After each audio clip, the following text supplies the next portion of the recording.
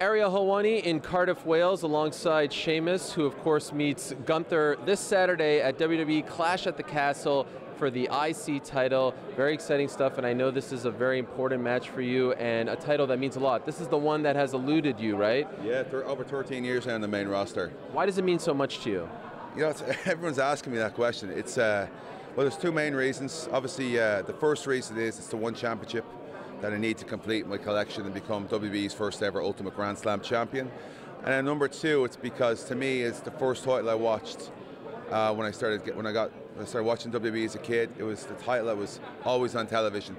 At the time, you had Hogan there, and Hogan, you'd see maybe an interview or two, but like he really didn't wrestle on TV. This was Saturday night's main event, which we didn't get, and also WrestleMania, one of the big four, Survivor Series, SummerSlam, and the Royal Rumble. So it's it was just it's a title I saw every single week, and it was the working man's title, and it was a great platform for a lot of talent who started out like your Macho Man's, Perfect, Bret Hart, Shawn, all those guys. So it was cool to see them take that title on every single week, even on Superstars or the 1 hour shows, and defend it. By the way, Grand Slam, what's the difference between Grand Slam and Ultimate Grand Slam? Ultimate Grand Slam is everything, mate. It's also not just that. So there's a bit of, to me, there's a bit of a consuit here. Like Miz is a Grand Slam somehow, but like he hasn't won both world titles. You know what I mean?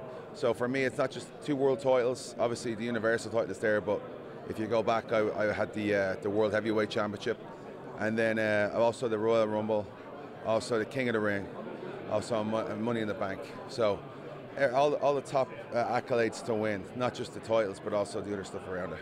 You win the IC title on Saturday. Would the crack be 90 or 91? Crack could be over 1,000, mate. Wow. Oh, dude, listen, I'm a stone throws away here from Dublin, Ireland. Like, we're literally across the pond to where I was born and grew up.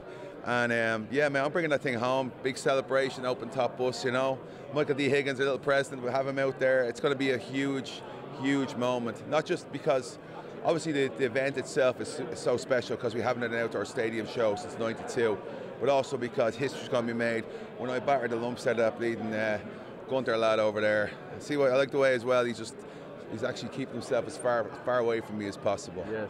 Very smart man. I had the privilege of going to Dublin once in my life. That was for a Conor McGregor fight against Diego Brandao back in 2014. And I'm just wondering if you have been a fan of his career and if you are hoping that he can return to form, or are you, there's kind of like two factions on the Conor side of things. How do you feel? Yeah, listen, from the beginning, we had our little bit tiff back and forth on Twitter years ago, but I wasn't sure if that was a work or a shoot. Listen, mate, it's Irish. Did he work himself into a shoot?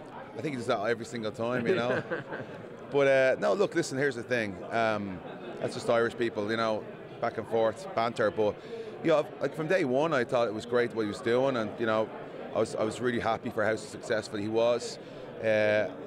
Hugely successful career. I don't know what the crack is for him now. I don't know what the plan is. I mean, if he's going to fight again or not. But as I said, it seems to be in UFC, like when you have a successful star like that, they'll want to bring it back as much as possible because it does create hype and it does create buzz.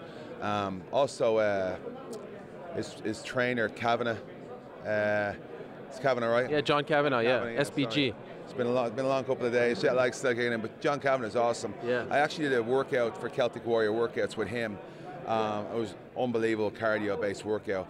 And he's a cool lad too, so you know what I mean? So again, we'll see what happens. Okay. But also, just everybody who's touching on Celtic Warrior workouts. Celtic Warrior workouts is coming back. I put my heart and soul into this channel for a couple of years. Bit of a hiatus through the pandemic and stuff. But next couple of weeks it's going to come back, so I'm excited about that as well. Yeah, and I know the fans are excited about that as well. Final thing for you, I've always wanted to ask you this question. In your life, have you ever gone and laid down in a tanning bed? True or false? I actually have, yeah. You have? Yeah. When? I still got the marks on my back to prove it. So when I started out wrestling, I was in the mindset too that I had to look like everybody in WWE. So I was doing the same thing. I was do sunbeds, that didn't work. So then I was doing like fake tan and shave my head, shave my beard. So it wasn't until I started embracing like the gingerness and my pasty skin, you know what I mean, that everything started kicking off. But yeah, I did all that stuff, mate. It's not my proudest moments, but I'm glad I didn't stay in there long enough to turn out like, what's our man Patrick from Bleeding SpongeBob, you know? Oh, yeah. No. You look just fine. You're doing great stuff. Looking forward to the match. Good luck to you guys on Saturday. Thanks, fellas. It's a real main event, you know what I'm saying? Me and Gunther. Keep all the rest. The hype is around our match, mate. I'm telling you, it's going to be a bleeding war. It's going to be a throwback to old school wrestling. It's going to be beats against chops. You don't want to miss it, man. One more banger for the Celtic Warrior. The people's main event. That's it, mate. That's it. Thank you. Thank you.